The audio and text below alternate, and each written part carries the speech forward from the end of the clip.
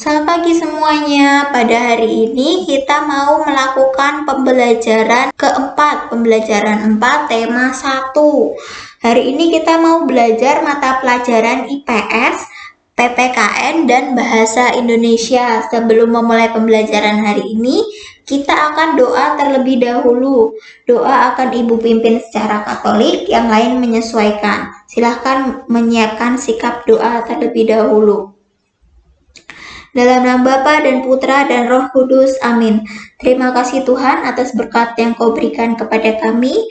Kami diberikan tidurnya nyenyak pada malam hari hingga pagi hari ini. Kami diberikan kehidupan, nafas kehidupan, dan diberikan pagi yang cerah. Hari ini kami mau melakukan pembelajaran keempat. Kami mohon agar kami diberikan kemampuan untuk mengikuti pembelajaran, memahami materi yang diberikan, dan kemampuan untuk mengerjakan latihan soal yang diberikan. Kami juga mohon agar selalu diberikan kesehatan, terutama bagi orang tua kami yang bekerja. Jauhkanlah kami semua dari corona. Doa yang jauh dari sempurna ini kami unjukkan dengan perantaraan Tuhan kami Yesus Kristus. Amin.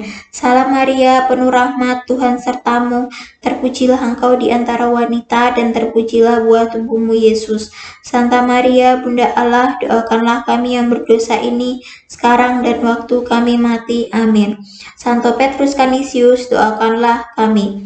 Dalam nama Bapa dan Putra dan Roh Kudus. Amin. Nah, sekarang kita mau melakukan pembelajaran. Kita akan mulai pembelajaran mata pelajaran IPS, PPKN, dan Bahasa Indonesia. Apa saja yang kita akan pelajari hari ini? Sebelum itu kita harus mengingat kemarin itu kita belajar apa sih di pelajaran IPS, PPKN, dan Bahasa Indonesia. Di IPS kemarin kita belajar mengenai letak geografis Indonesia. Lalu di PPKN kita belajar mengenai nilai-nilai yang terkandung dalam sila-sila Pancasila. Sedangkan pada Bahasa Indonesia kita belajar mengenai menggambar denah lingkungan rumah. Tujuan pembelajaran hari ini kita mengidentifikasi kondisi geografis Indonesia, menyebutkan contoh-contoh perilaku yang sesuai dengan nilai-nilai yang terkandung dalam sila-sila Pancasila, dan membaca bacaan tentang sikap yang sesuai dengan nilai-nilai Pancasila. Lalu kita juga melakukan studi pustaka untuk mencari informasi mengenai kondisi geografis Indonesia.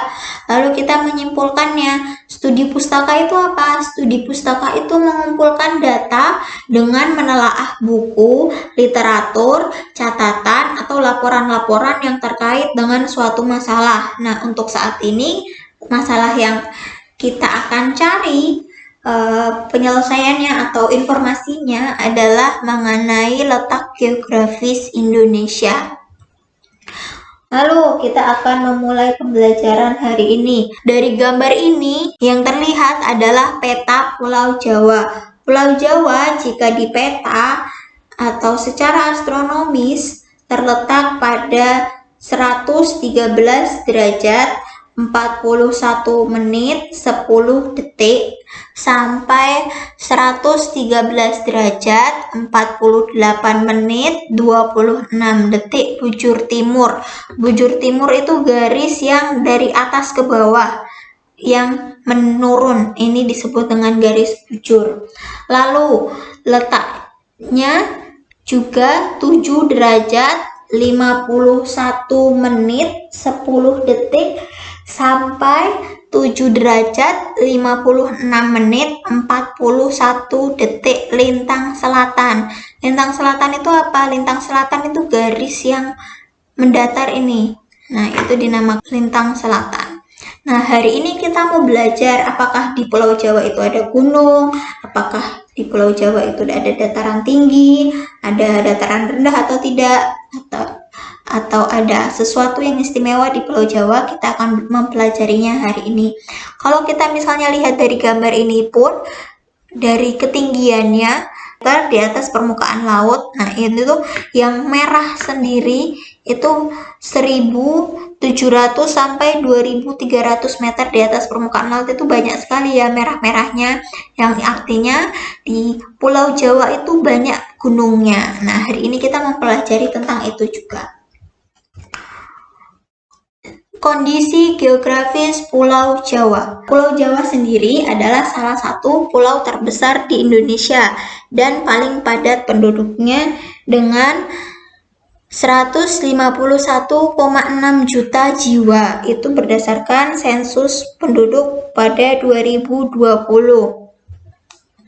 Pulau Jawa membentang dari barat ke timur sepanjang 1050 km dengan 138.793,6 km persegi atau sekitar 6,6% luas total Indonesia.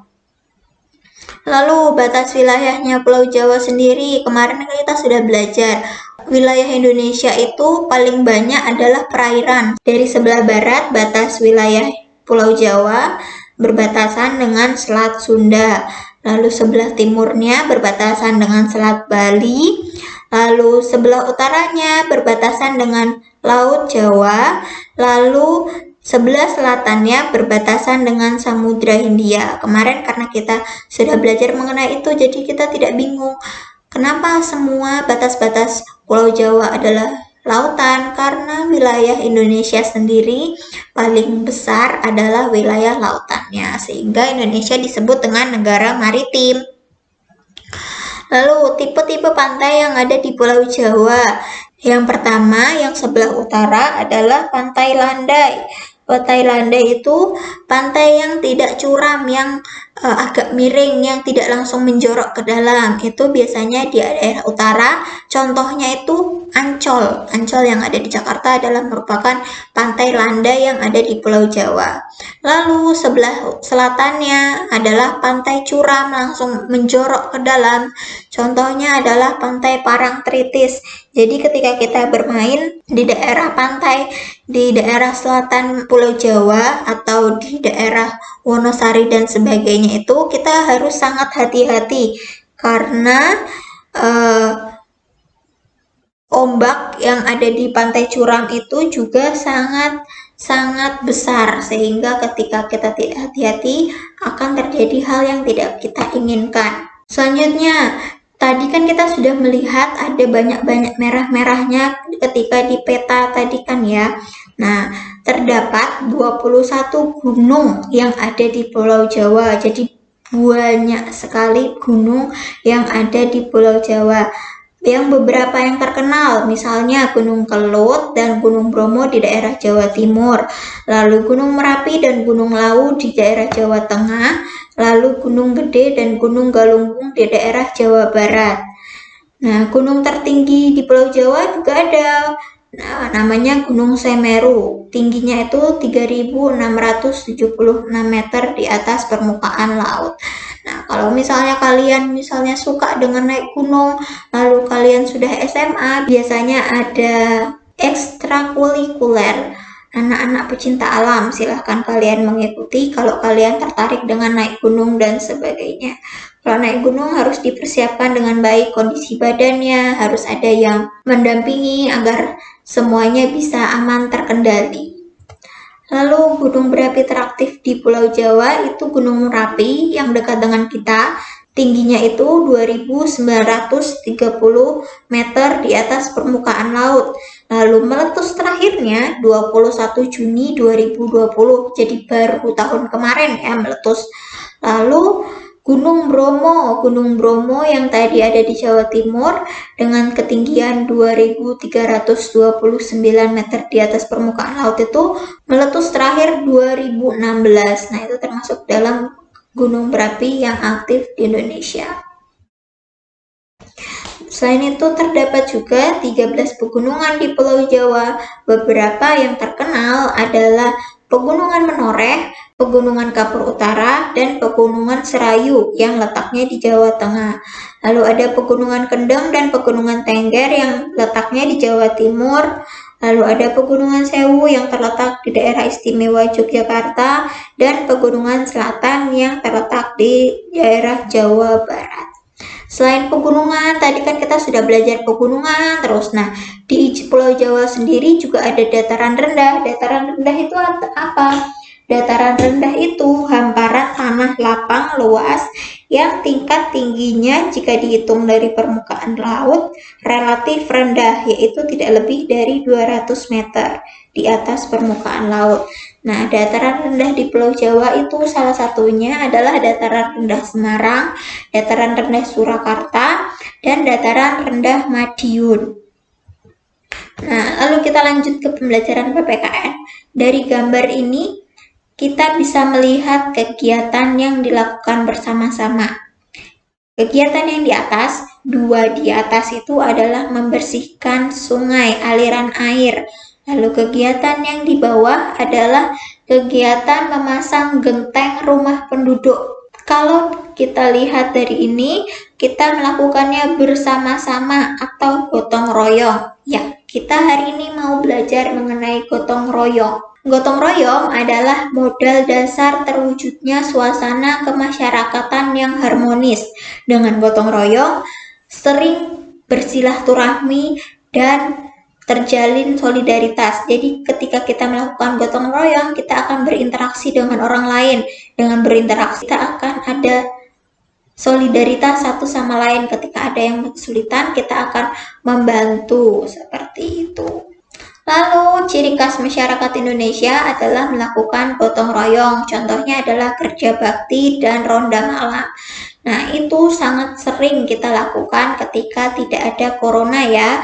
Kalau corona sekarang, kita harus menjaga jarak dari orang lain, kita harus menjaga agar tidak terjadi kerumunan. Jadi, kegiatan gotong royong ini sangat terpending, sangat tertunda dilakukan karena kita harus menjaga kondisi kita dan menjaga kondisi orang lain juga.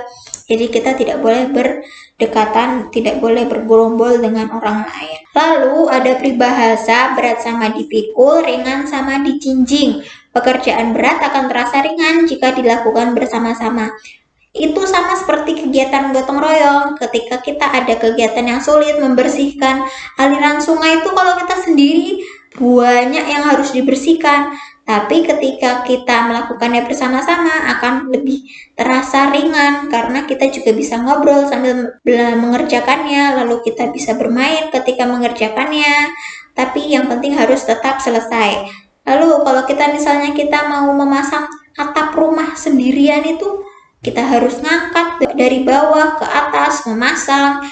Nah, itu akan sangat repot ya. Tetapi ketika kita lakukan dengan cara bekerja sama, gotong royong, maka semuanya akan terasa ringan. Nilai hidup yang akan kita rasakan adalah nilai persatuan. Ketika kegiatan gotong royong terjadi, maka terjalin interaksi untuk saling membantu dan menghadapi segala sesuatu bersama-sama. Lalu untuk bahasa Indonesia, sama seperti kemarin, kita akan belajar mengenai denah rumah. Untuk membacanya, silahkan di-pause terlebih dahulu untuk membaca lebih jelas, lalu dipahami gambarnya. Nanti Ibu akan menjelaskannya sedikit.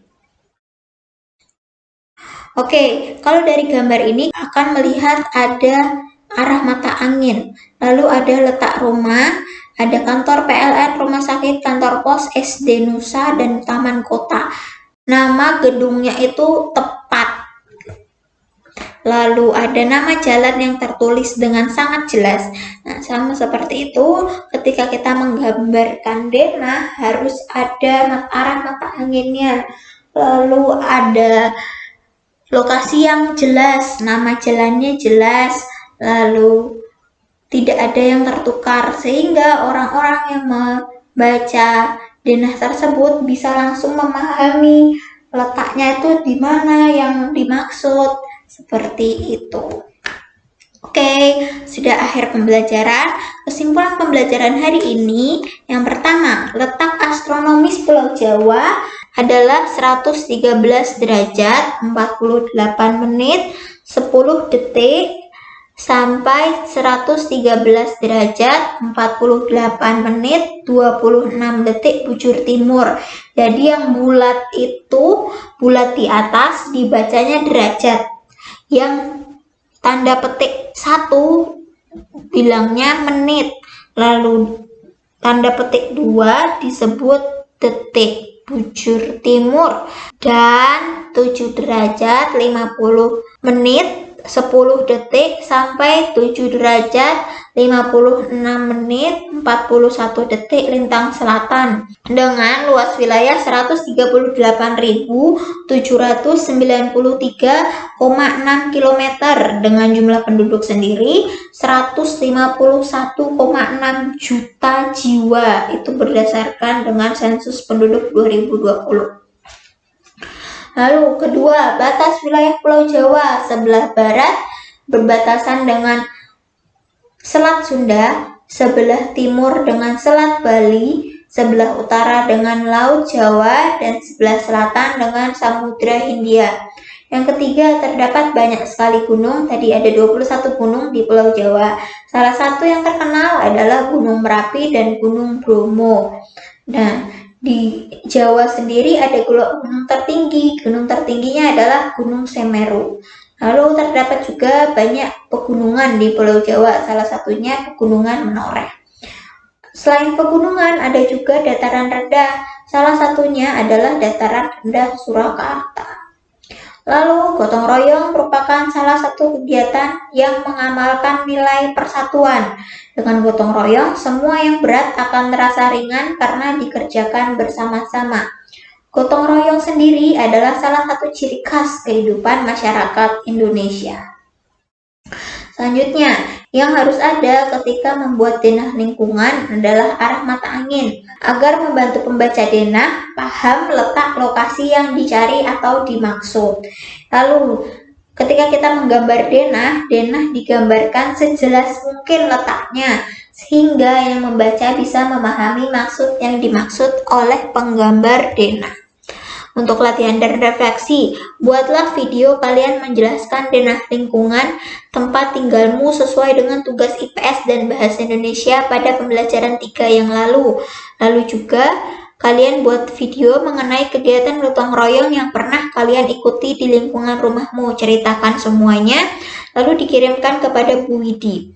Lalu juga kerjakan latihan soal yang sudah diberikan di grup dan dikumpulkan maksimal Selasa 27 Juli 2021 jam 11 pagi di nomornya Bu Widi. Untuk absensi sendiri silakan komen nama dan absen di kolom komentar video ini.